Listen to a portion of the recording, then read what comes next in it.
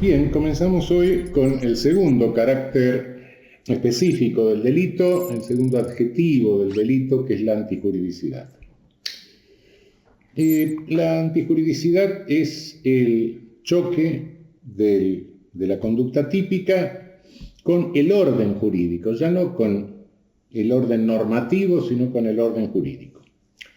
En la vida de relación y en el ámbito jurídico nuestro, conforme lo dispuesto en la primera parte del artículo 19 de la Constitución Nacional, todo lo que no está prohibido está permitido.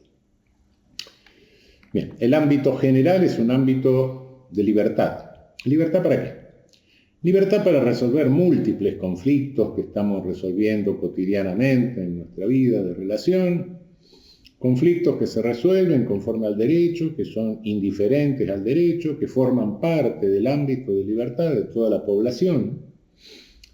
Ahora, hay algunos conflictos cuya solución implica una conducta típica, implica una conducta que en principio pareciera ser o es antinormativa. Sin embargo, esa conducta antinormativa forma parte del modo de resolver conflictos conforme a derecho. Entonces el derecho dice, bueno, sí, la conducta fue típica, pero el conflicto se resolvió conforme al derecho. Son conflictos que plantean particularidades, por supuesto, no son el común de los conflictos, sino que un conflicto que implica resolverlo a través de una conducta típica es un conflicto serio, un conflicto problemático. Entonces, el derecho para estos conflictos establece soluciones donde precisa los límites en que la realización de esa conducta típica resuelve el conflicto conforme a derecho. Y estos límites se establecen en las llamadas causas de justificación. Las causas de justificación son las fórmulas legales a través de las cuales se precisan los límites de la conducta típica que resuelve conflictos conforme al derecho. La fórmula general de las causas de justificación se encuentra en el inciso cuarto del artículo 34 del Código Penal, cuando se refiere al legítimo ejercicio de su derecho. ¿Por qué? Porque las causas de justificación no están solamente en la ley penal, sino que causas de justificación surgen de otras partes del orden jurídico, ¿no? Ya lo dijimos al explicar los caracteres generales, la estratificación, ¿no? El derecho de retención que tiene el mecánico que le llevo el auto mientras no le pago la reparación del automóvil, el derecho de retención que tiene el hotelero, sino del equipaje mientras no le pago el alojamiento, etc. Son todos ejercicios de derechos que prevé otras normas que no son penales. En el ámbito penal, propiamente dicho, las causas de justificación que están precisadas en la ley penal son la legítima defensa y el estado de necesidad justificante.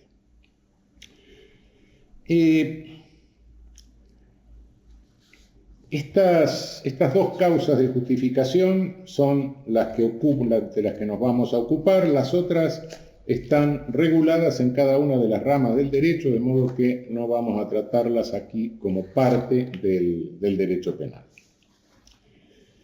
El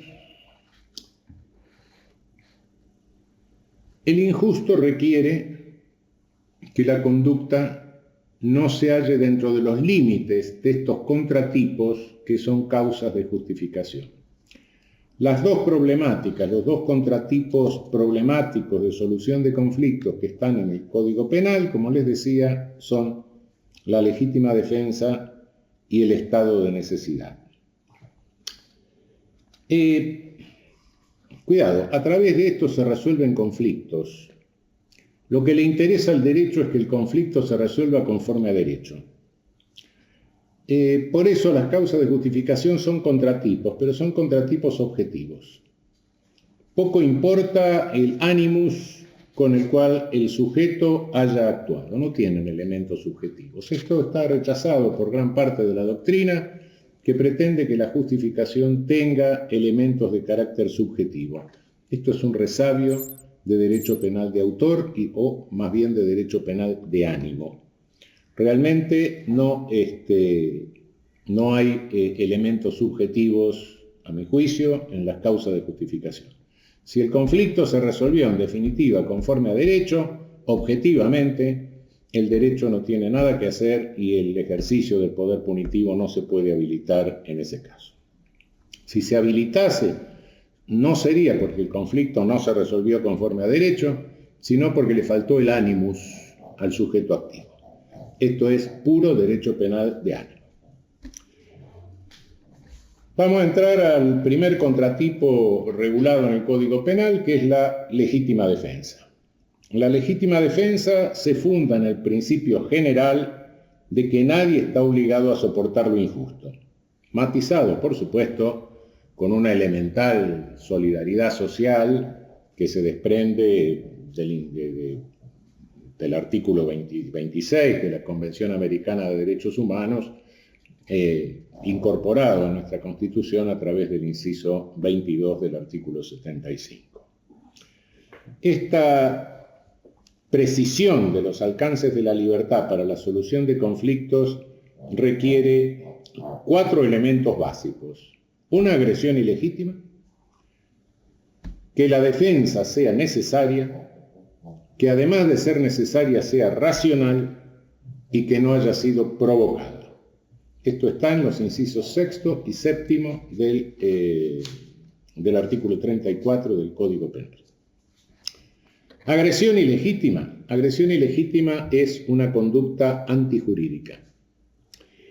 No necesariamente típica. La conducta antijurídica puede afectar cualquier bien jurídico, pero no es necesario que esa conducta sea típica.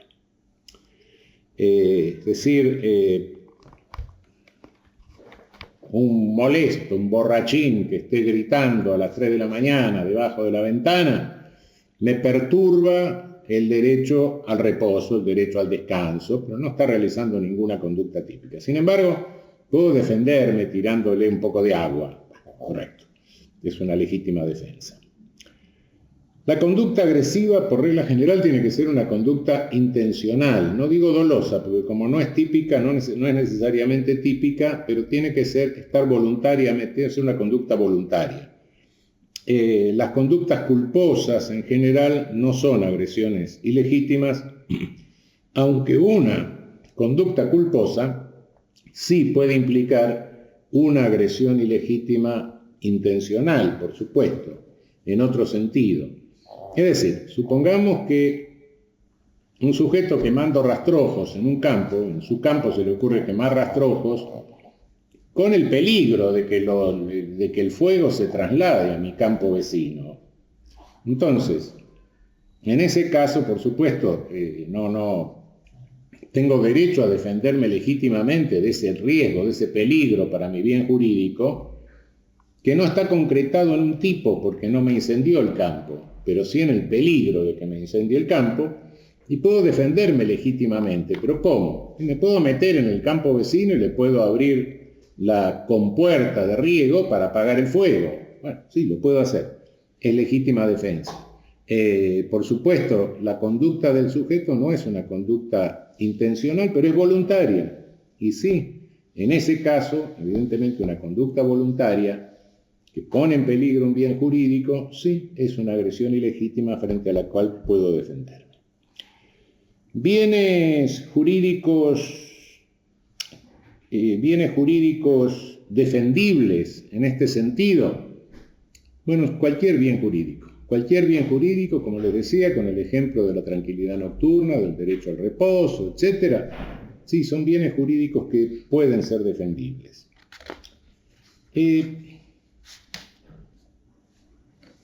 También son defendibles bienes jurídicos de terceros. Puedo defender bienes jurídicos de terceros, pero tengamos en cuenta lo siguiente: la legítima defensa es solo contra la agresión ilegítima. La legítima defensa no puede afectar a terceros inocentes. Es decir, cuidado con esto, porque una legítima defensa que afecte a terceros inocentes respecto del tercero inocente es una agresión. Ese es el problema. Es decir, alguien que para defenderse legítimamente de otro empiece a disparar y la bala me pasen zumbando a mí, que no tengo nada que ver, obviamente que para mí eso es una agresión. Eso claramente es una agresión. De modo que la legítima defensa está reservada exclusivamente al agresor, no contra terceros. ¿Esto qué significa? Tengamos en cuenta que la legítima defensa es una causa de justificación y no puede haber legítima defensa contra la legítima defensa. No, esto es imposible. No puede haber una causa de justificación con otra causa de justificación. ¿Por qué? Porque está resolviendo el conflicto conforme a derecho. Pero sí, el tercero afectado, el tercero inocente, que no participó para nada en la agresión, que no tiene nada que ver con la agresión, no tiene el deber de soportar la conducta defensiva respecto del agresor. En consecuencia, ese tercero sí puede defenderse legítimamente frente al que se está defendiendo legítimamente de otro. Lo que no puede suceder nunca es que el agresor se defienda legítimamente del agredido. Legítima defensa contra legítima defensa no cabe. En cuanto eso que quede claro, por supuesto. La agresión tiene que ser actual, inminente. ¿Qué significa que una agresión sea actual, inminente? No significa que esté en curso. Significa que en cualquier momento puede desatarse. Es decir, el que me está apuntando con un revólver, una pistola, no sé en qué momento va a disparar con la pistola, pero de cualquier modo ya hay una agresión actual a mi libertad. Si me está apuntando con una pistola, me está amenazando. En consecuencia, ya hay una agresión en ese momento. La agresión continúa mientras continúe la lesión al bien jurídico. No es necesario que no se haya afectado el bien jurídico. El bien jurídico puede estar afectado y se continúa afectando. Y puede haber una legítima defensa para impedir o interrumpir esa afectación del bien jurídico. Piensen en un secuestrado. Un secuestrado, como el delito de privación de libertad, es un delito que tiene un estado consumativo permanente, es un delito continuo. Mientras dura la privación de libertad, dura la afectación del bien jurídico y el estado consumativo del delito.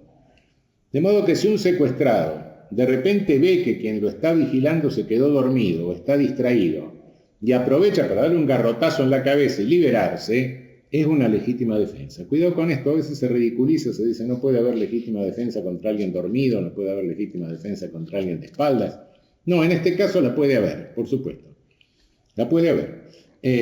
Un garrotazo a alguien que lo está vigilando para liberarse. La acción defensiva necesariamente debe tener el carácter de ser la menos lesiva, es decir, debe ser la acción necesaria. No puede haber otra que sea menos lesiva. Cuidado en esto tengamos en cuenta lo siguiente. La acción es necesaria en la medida en que no se puede realizar alguna otra defensiva que sea menos lesiva que esa que se realizó. Es indispensable para defenderse, salvar esa. En materia de legítima defensa, en principio y por regla general, no hay proporción de bien jurídico. Puedo afectar un bien jurídico mayor para defenderme legítimamente. Sí, es cierto. Puedo inferir una lesión de mayor entidad para defenderme legítimamente. Sí, eso es perfectamente posible. Pero, en líneas generales, eso tiene un límite. Nosotros, en nuestra legislación positiva, no tenemos, como los alemanes, la Notwehr, la defensa necesaria. Tenemos la defensa legítima. ¿Y por qué es diferente de la puramente necesaria, porque el medio debe ser racionalmente necesario. ¿Qué significa esto? Significa que nuestro derecho no corre el principio la necesidad no conoce ley. Tengamos en cuenta que la necesidad siempre ha sido la celestina de cualquier barbaridad que se haya hecho en el mundo, ¿no? Siempre que se ha querido legitimar cualquier barbaridad se invocó la necesidad. Bueno, en nuestro derecho positivo, la necesidad sí, pero la necesidad racional. ¿Qué significa esto? Que no puede haber una diferencia abismal entre el daño que se infiere en defensa y el derecho que se defiende, el bien jurídico que se defiende. Para evitar una lesión ínfima no puedo causar una lesión enorme. Es decir, cuando ese daño es abismal, cuando repugna ese daño, ahí no hay racionalidad. Generalmente se ejemplifica con el caso del paralítico. El caso del paralítico que se trae de la doctrina. ¿Cuál es? Es un paralítico que está en el fondo de su huerto y tiene un fusil al lado. Nada más que un fusil, el hombre es paralítico, no puede moverse. Hay un niño a 20 metros que va a sacar una manzanita del manzano del huerto. Un niño que va a hurtar una manzanita del manzano del huerto.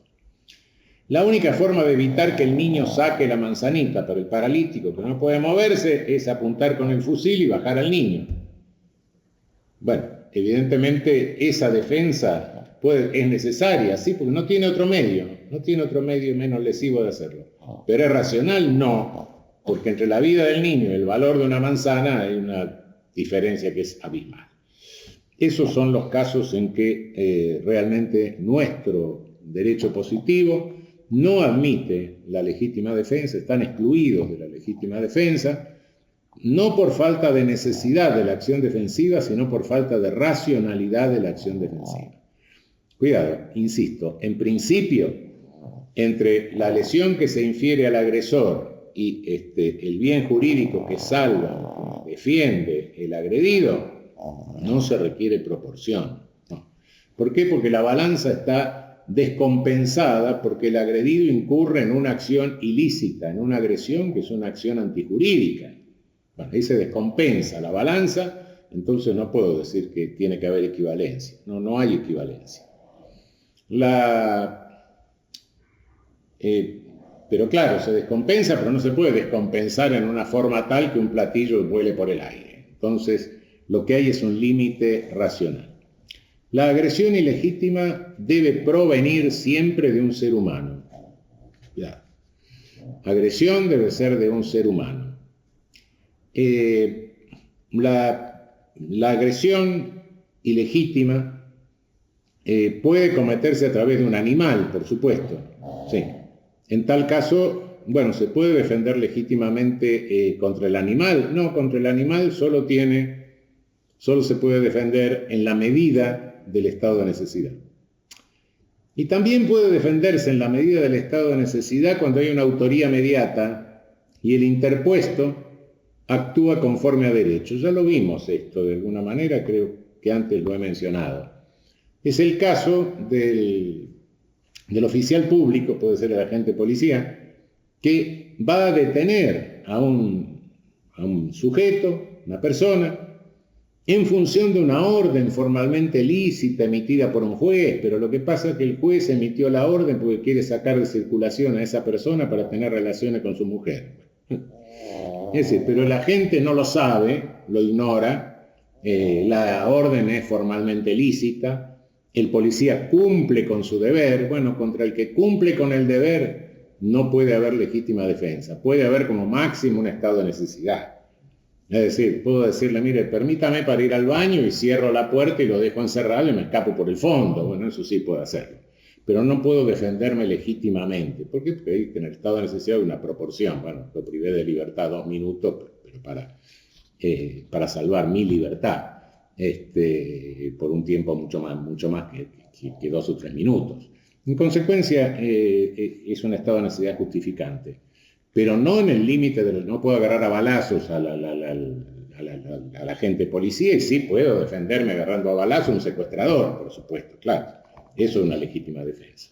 con el agente policía que procede conforme al cumplimiento de su deber jurídico, aunque la orden sea totalmente ilícita, el hombre no lo sabe, procede conforme a su deber jurídico, está procediendo de una manera que es atípica, hay atipicidad conglobada. Bueno, frente a ese solo puedo defenderme en la medida del estado de necesidad justificante.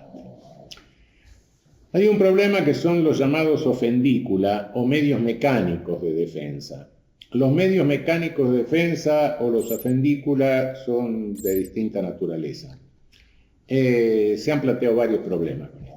Una cosa es poner vidrios rotos sobre un muro, es el caso de los ofendículas típicos que se menciona siempre, poner encima de una reja, en el tope de una reja, flechas en punta, terminar la reja con flechas en punta, en fin, todos esos son ofendículas que no, medios mecánicos que entran dentro de la ley, predispuestos, que entran dentro del concepto de legítima defensa, son necesarios, son racionales, etc. Distinto es el caso de otros ofendículas que yo ni sé si creo que no entran ni dentro del concepto de necesidad, ¿no? Disponer un arma de fuego, un fusil, para que cuando el ladrón de gallinas abra la puerta del gallinero se dispare, que no es un caso de laboratorio, un caso que se dio, el japonés de Rosario lo llama, o bueno, disponer o electrificar una reja para evitar que alguien robe las flores, o poner una carga de dinamita para cuando alguien abre la caja de seguridad. Eso son medios que obviamente no están en el marco de la legítima defensa, no hay ninguna racionalidad en la utilización de esos medios y en consecuencia caen fuera del ámbito de la legítima defensa. Falta de provocación suficiente. ¿Qué es la provocación suficiente? Cuidado, la provocación suficiente no puede ser una agresión. Porque si la provocación suficiente fuese una agresión, entonces sería una legítima defensa contra legítima defensa. Alguna vez la doctrina nuestra lo interpretó de esta manera. No se trata de una agresión, se trata de provocar. Una cosa es salir a pelear, otra cosa es darle una trompada a alguien. Lo segundo es una agresión, lo primero es una provocación. La provocación es suficiente en la medida en que a cualquier persona racional se dé cuenta de que con eso está generando un riesgo de agresión, está facilitando el riesgo de agresión. No se puede considerar agresión suficiente aquella que depende de algunas características personales y sobre todo no muy sociales del sujeto que agrede, es decir, matonismo, machismo, etcétera, ¿no? Carácter pendenciero. Entonces no tengo por qué abstenerme de realizar determinadas conductas por las características agresivas de la persona.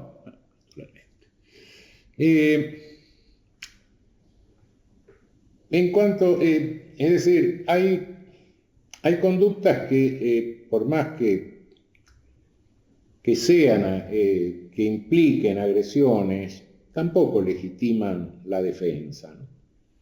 Pensemos en la agresión de un borracho, al que puedo sacar de encima con un empujón, o la agresión verbal de un niño, del cual puedo defenderme directamente yéndome, marchándome. Es realmente está fuera de los límites de la legítima defensa toda defensa que hiera los sentimientos, es decir, personas incapaces, etc. Es cierto, no estoy obligado a tolerar agresiones, pero sí estoy obligado a un mínimo de solidaridad social que frente a determinadas personas incapaces, niños, etc., tengo que evitar el conflicto, resolver el conflicto de otra manera y no mediante una legítima defensa. En cuanto a la provocación suficiente, cuidado, provocación suficiente es muy interesante lo que dispone nuestro código. Se puede defender a terceros, evidentemente. La legítima defensa de terceros está prevista en nuestra ley, insisto, para nosotros, para el común de los habitantes, la legítima defensa de terceros es un derecho. Podemos defender legítimamente a un tercero, un señor que lo están agarrando a trompadas, puedo ir a defender al señor que lo están agarrando a trompadas. Pero en el caso de agresión, yo también puedo defender al que provocó. Sí, al provocador. El provocador no puede defenderse legítimamente, pero yo tercero sí puedo hacerlo. Siempre y cuando no haya intervenido en la provocación, no haya participado en la provocación. Es decir, esta es la mejor prueba de que en nuestro derecho el injusto es de carácter personal. No hay una causalidad injusta, no. Justamente esto, en el caso del policía que le planteaba hace un rato, a la vieja doctrina nuestra, que entendía que la conducta causal configuraba la antijuridicidad, resultaba muy difícil sacar del medio al policía. Y entonces se ha llegado a la contradicción en nuestra doctrina de llegar a decir que en ese caso el policía no realizaba conducta. Es decir, se ha buscado esta explicación porque no tenían dentro de la causalidad, claro que el policía participa en la causalidad, pero en esta objetividad del injusto, que pretende que el injusto recae sobre toda la cadena causal, no había forma de sacar al policía. Entonces lo sacaban de esta manera, con dos contradicciones. Primero, dejaba de ser autoría mediata la del juez, que emitía la orden ilícita. Y segundo, se consideraba que no había conducta del policía cuando muchas veces los policías por estas acciones son premiados. Es decir, y aparte rompe toda relación con el dato óntico, obviamente que hay una conducta del policía, solo que esa conducta está realizada en cumplimiento de un deber jurídico. Conforme a la teoría personal del injusto, al injusto subjetivo, el injusto es injusto para cada uno, para la conducta de cada uno. No hay una causalidad del injusto, una causalidad nunca puede ser antijurídica, la caída de un rayo no es antijurídica, bueno, tampoco una causalidad determinada por un ser humano puede ser antijurídica. Lo que es antijurídico es su conducta, y es la conducta de cada uno lo que se evalúa para ver si hay un injusto o si no hay un injusto. Esta disposición respecto de la legítima defensa de terceros, de que puede defenderse legítimamente al tercero provocador siempre que quien lo defiende no haya participado en la provocación. Esto nos está mostrando que para nuestro derecho el injusto es subjetivo, es injusto para la conducta de cada quien. No hay causalidad injusta en nuestro derecho.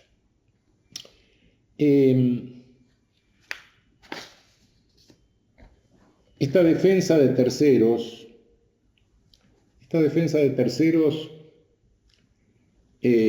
insisto, para nosotros habitantes es un derecho. Podemos o no defender a un tercero legítimamente, siempre y cuando no hayamos participado en la provocación de ese tercero, si es que la defensa ha sido provocada.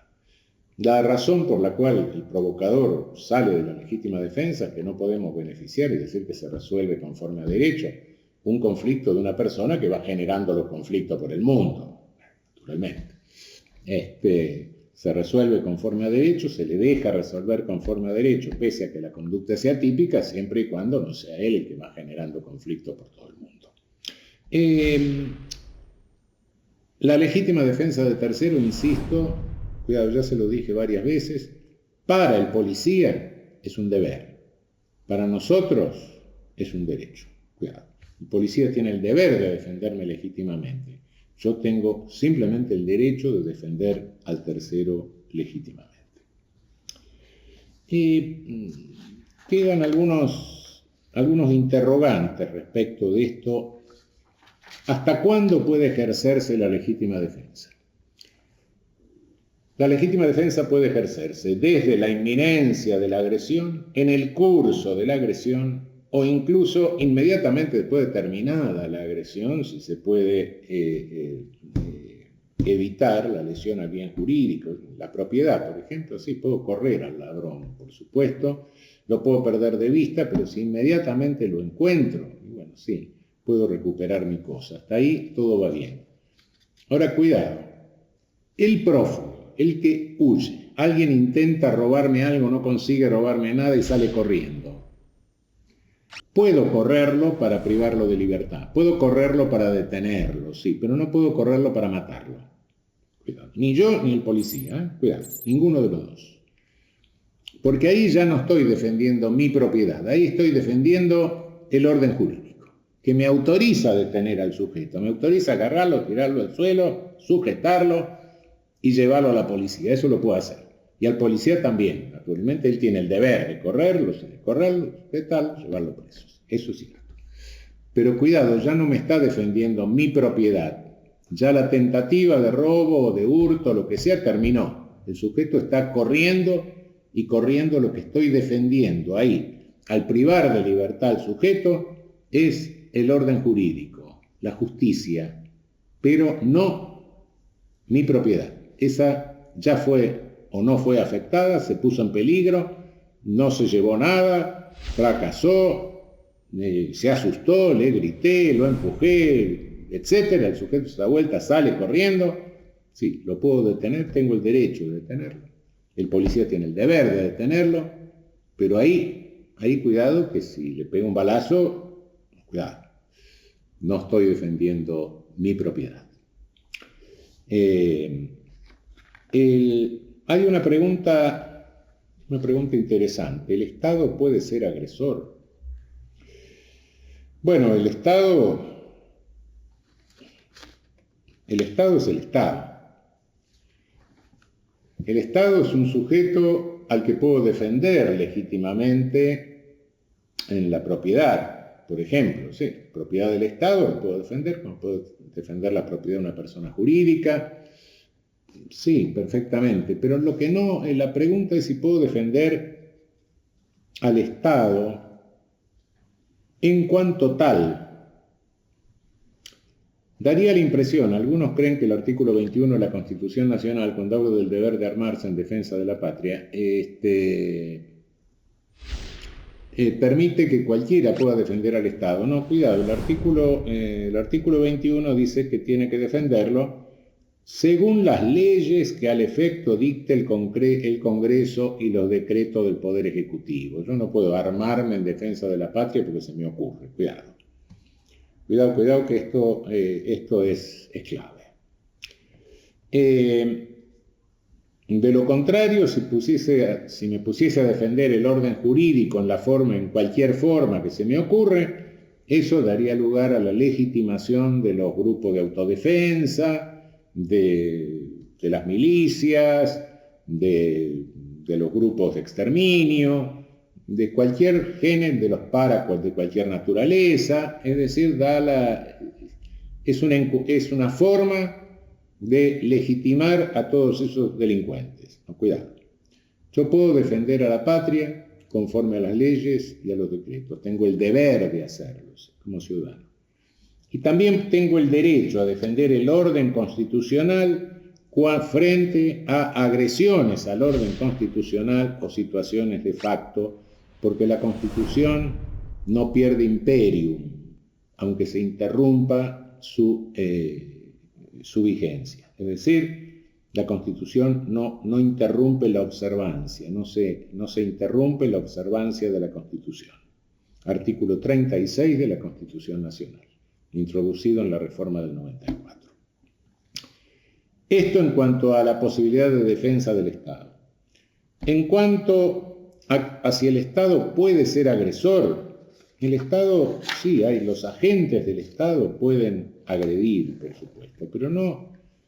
El Estado tiene el deber, tiene una serie de deberes, entre otros de prestarme una cantidad de servicios, por supuesto, ¿no?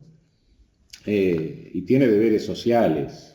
Los deberes sociales no solo en nuestra legislación no aparecen solamente ahora con el artículo 26 de la Convención Americana de Derechos Humanos, incorporada a la Constitución Nacional, sino que es curioso, pero en el artículo 2 del capítulo 7 del Reglamento Provisorio de 1817, antecedente de nuestra Constitución de 1853, se establecía que el Estado argentino tiene el deber de aliviar la miseria y desgracia de los ciudadanos, proporcionándoles los medios de prosperar e instruirse.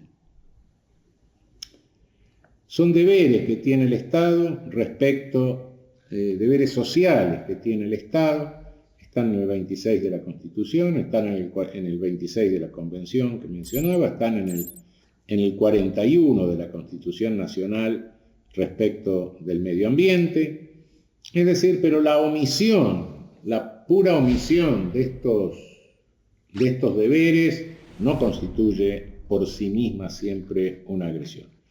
Sí constituye una agresión actos de regresión muy claramente dirigidos, como puede ser la clausura de un hospital cuando no hay otro hospital a menos de 100 o 200 kilómetros. Eso sí puede ser una agresión y da lugar a una legítima defensa, si se han agotado todos los medios para impedirlo, si las autoridades no responden, legítima defensa en los límites de la racionalidad, de la necesaria racionalidad, ¿no? Bueno, por supuesto, en tales extremos las acciones que tuviesen por objeto obligar a los ciudadanos, qué sé yo, las manifestaciones, interrumpir un camino, llamar la atención, etcétera, por supuesto, no secuestrar a los funcionarios. Sí, claro que serían actos de legítima defensa. Ahora,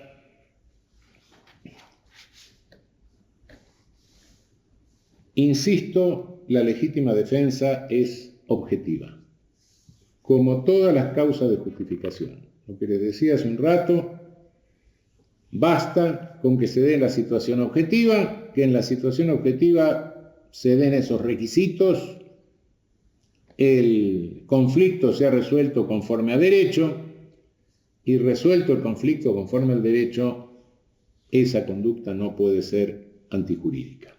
De lo contrario, estaríamos penando un animus. Y lo único que faltaría ahí es el animus defendendi. Es decir, el que ataca, el que agrede a otro, el que dispara sobre otro, que tiene el puñal abajo el poncho y lo va a clavar en cualquier momento, pero no lo sabe, no se da cuenta, actúa en legítima defensa. No cabe duda, aunque no lo sepa. ¿Qué tiene que ver el ánimo? Salvó su vida, por casualidad, sí, por casualidad, pero salvó su vida. El sujeto que le da un garrotazo al que está cuidando, entra a una casa, ve a un sujeto de espalda, le da un garrotazo en la cabeza, pero no sabe que ese es el que está cuidando a un secuestrado y con eso libera al secuestrado. Bueno, es un azar, sí es un azar, pero defendió legítimamente, sin saberlo, la libertad del secuestrado, quizá la vida. Y ese es el resultado que interesa al derecho. Acá se terminó, ¿qué quiere que le haga? Estos no son ejemplos tan de laboratorio. De laboratorio que se pone es aquel que a través de una ventana dispara a alguien que está agachado, no ve lo que está haciendo, pero el que está agachado está ahorcando a otro. Entonces le salva la vida y está ahorcando a la mujer, ¿no? Entonces le salva la vida a la mujer. No lo sabe. No. Bueno, le salvó la vida. Entonces, es un azar, sí, será todo un azar. Pero de lo contrario, puede parecer raro esto, pero pensemos que de lo contrario lo único que se está penando es un animus defendendi. Objetivamente, el conflicto se resolvió como el derecho quiere. ¿El derecho quiere que se libere a un secuestrado? Sí. ¿El derecho quiere que se evite que se mate un sujeto con una puñalada? Sí. ¿El derecho quiere que se evite que un sujeto ahorque a la mujer? Sí. Se resolvió. Si se resolvió, mala suerte, se resolvió de esa manera. Ah, pero el sujeto no lo sabía. ¿Sabía o no lo sabía? No tiene nada que ver. El conflicto objetivamente se ha resuelto. Y se ha resuelto conforme al derecho. Bien, esta es una de las causas de justificación que está prevista en nuestro Código Penal. La otra causa de justificación que está en nuestro Código Penal es el estado de necesidad justificante, que está en el inciso tercero del artículo 34 del Código Penal. Este estado de necesidad justificante puede justificar tanto tipicidades dolosas como tipicidades culposas. Cuidado que acá también entran los distintos supuestos de coacción.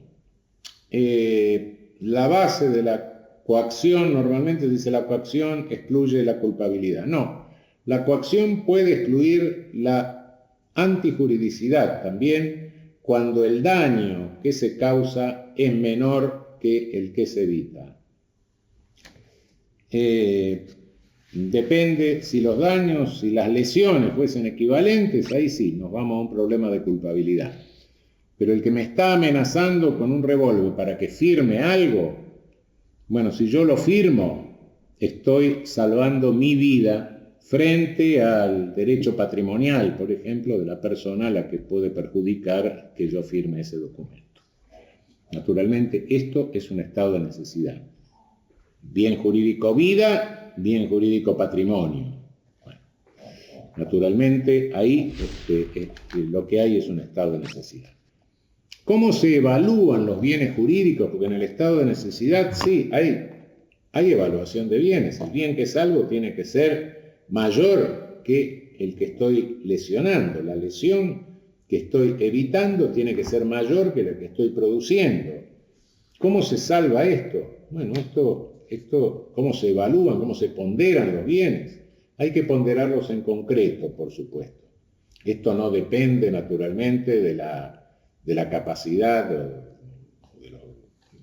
en el caso de la propiedad. Bueno, no puedo llevarme una vaca y decir esto es insignificante porque el señor tiene 10.000 vacas. No, un momento.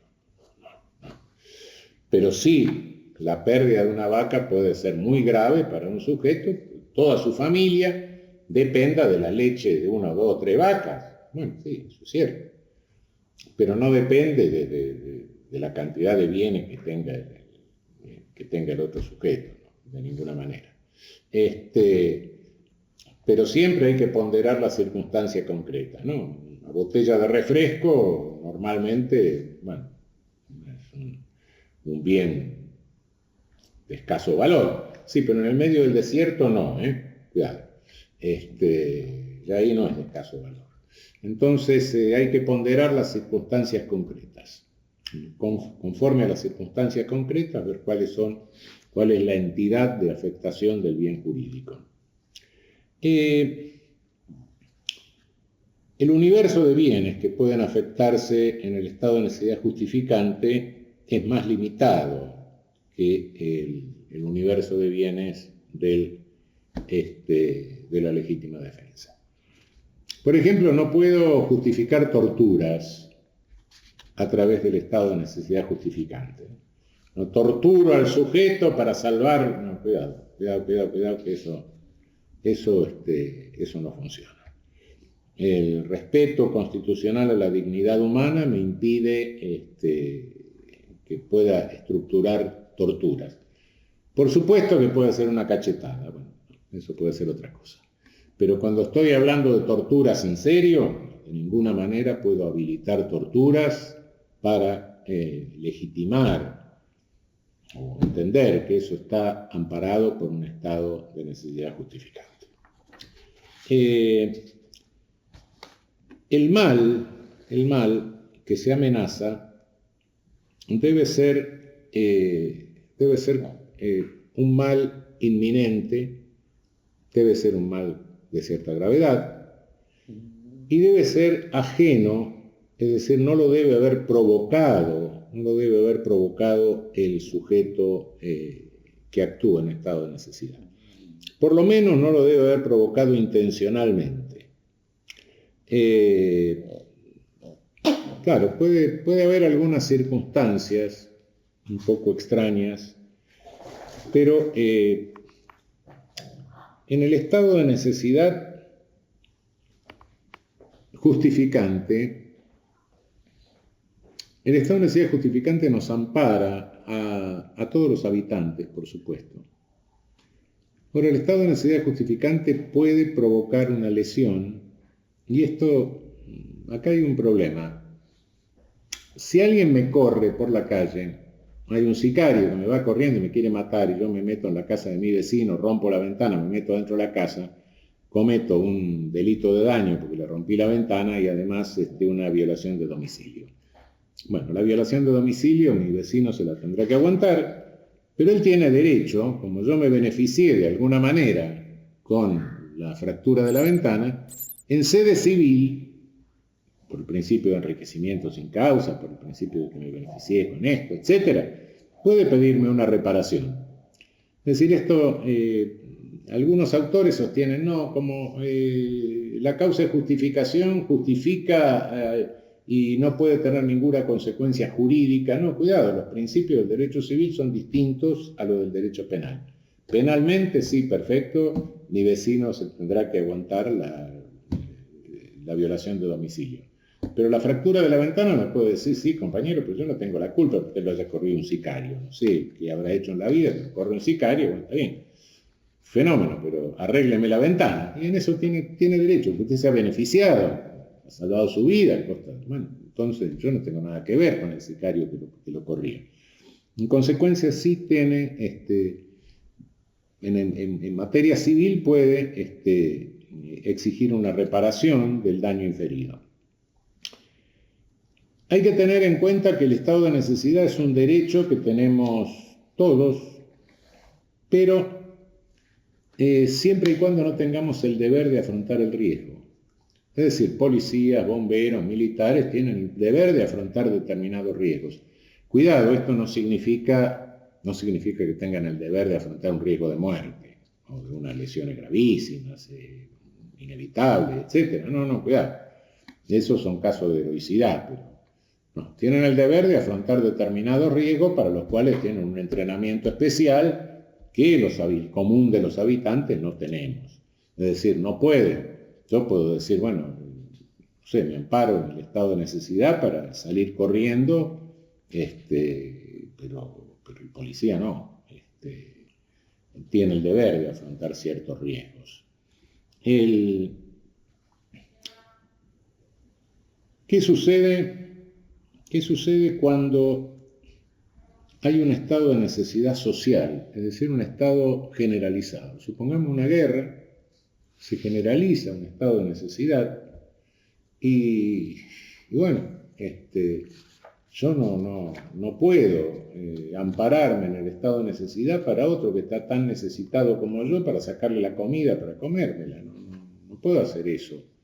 Eso no. Cuando la necesidad está generalizada, no puedo perjudicar a otro que está en el mismo estado de necesidad que yo.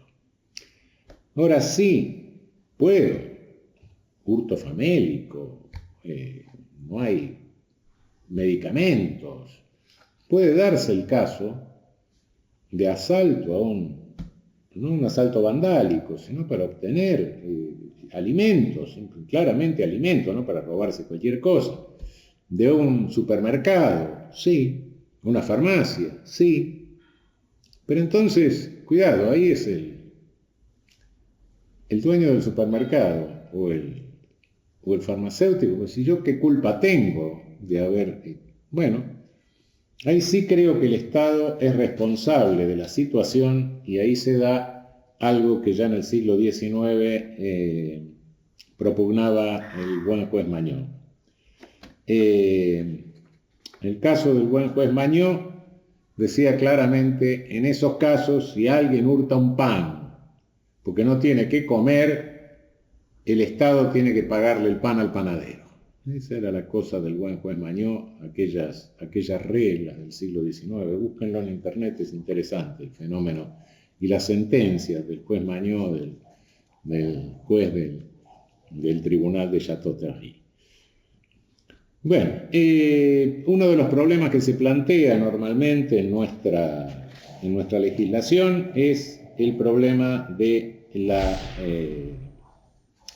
la protesta, si hay un estado de necesidad o no. Ya lo vimos de alguna manera, ya en algún sentido, la protesta es razonable, es una necesidad racional, cuando se han agotado todos los medios frente a conductas del Estado tan graves que ponen en peligro la vida, la integridad física, la salud de las personas, etc., no queda otro que la protesta y la manifestación de la protesta, que normalmente se ha querido tipificar en nuestro Código Penal, y ha habido algunas sentencias que entienden que la interrupción de una vía de comunicación, la interrupción de una calle, una sentada en una calle, es un acto típico en nuestro Código Penal. No es un acto típico en nuestro Código Penal de ninguna manera, porque la tipicidad de interrupción de comunicación en nuestro Código Penal está sometida a la condición que, si bien no crea un peligro común, cree un peligro. A tal punto que el antecedente histórico de nuestro código originario, antes de la reforma que introdujo ese tipo, era el levantamiento de rieles de ferrocarril. En consecuencia, si estar sentados es ocupar un lugar con cuerpos, y los seres humanos tenemos cuerpos, no solo son almas, de modo que, bueno, nos sentamos, ocupamos un espacio. Eso está justificada esta molestia a la circulación que no genera ningún riesgo, ningún peligro para la vida, etc.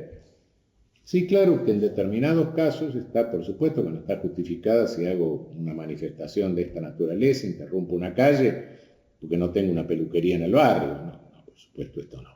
Pero sí porque no tengo un hospital, porque no tengo una sala de primeros auxilios, porque no me hacen una obra pública que está produciendo muertos, en fin, esas cosas, en esos casos, por supuesto que sí. Bien, nos quedaría ver el exceso culpable en materia de causas de justificación, pero por hoy creo que ya tenemos suficiente. Dejo para la próxima el exceso culpable y vamos a ver si tenemos tiempo de comenzar con la tercera característica específica del delito, que sería la culpabilidad.